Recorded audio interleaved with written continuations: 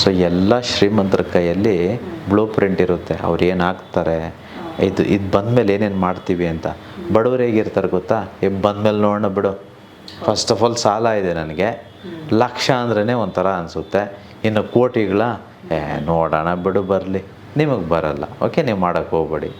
ಯಾರು ಸೀರಿಯಸ್ ಆಗಿ ಇದಕ್ಕೇನು ದುಡ್ಡು ಖರ್ಚೇನಿಲ್ವೇ, ಒಂದು ಸಣ್ಣ ಪೇಪರ್ ತೊಗೊಳ್ತೀವಿ, ಪೆನ್ ತೊಗೊಳ್ತೇನೆ, ಯೋಚನೆ ಮಾಡ್ತೇನೆ.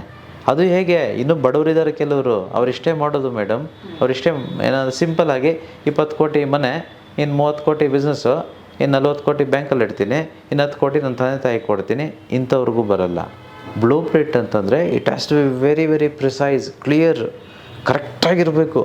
ಈ 1 ಕೋಟಿನ ನಾನು ಇವ್ರಿಗೆ ಚಾರಿಟಿ ಕೊಡ್ತೀನಿ, ಯಾರಿಗೆ, ಇನ್ನು 2 ಕೋಟಿನ, 2.5 ಕೋಟಿನ ಇಲ್ಲಿ ಇನ್ವೆಸ್ಟ್ ಮಾಡ್ತೀನಿ. ಎಲ್ಲಿ, ಕಾಫಿ ಎಸ್ಟೇಟಾ, ಟೀ ಎಸ್ಟೇಟಾ, ಇಲ್ಲ ಯಾವುದಾದ್ರು ಕಮರ್ಷಿಯಲ್ ಪ್ರಾಪರ್ಟಿನ, ಇಲ್ಲ ಹೌಸಿಂಗ್ ಬೋರ್ಡಾ, ಈ ಬಿಸ್ನೆಸ್ಸು, ಯಾವ್ಯಾವ ಬಿಸ್ನೆಸ್ಸು, ಸ್ಟಾಕ್ ಮಾರ್ಕೆಟ್ ಹೂಡಿಕೆ ಮಾಡ್ತೀನಿ, ಯಾವ್ಯಾವ ಸ್ಟಾಕ್ಸ್ ತೆಗೆದುಕೊಳ್ತೇನೆ, ಯಾವ ಮ್ಯೂಚುವಲ್ ಫಂಡ್ಸ್ ತೆಗೆದುಕೊಳ್ತೇನೆ.